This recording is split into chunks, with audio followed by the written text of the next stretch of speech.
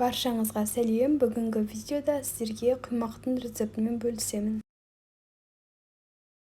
Алдымен ыдысымызға 3 жұмыртқаны саламыз. 1 ас қасық қант қосамыз. Содан кейін кішкене ғана тұз қосамыз. Шамамен шым-шым. Барлығын жақсылап араластырып аламыз.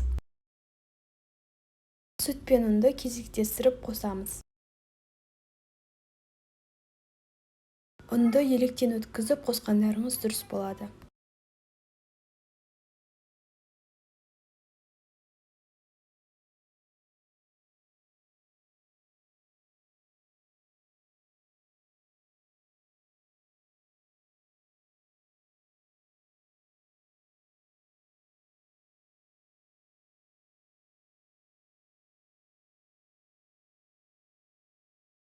Осындай сұйық болып шығады. Егер де кішкене ұн жетіспей жатса, ұн қоссаңыздар да болады.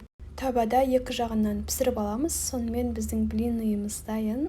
Міндетті түрде жасап дайындап көріңіздер.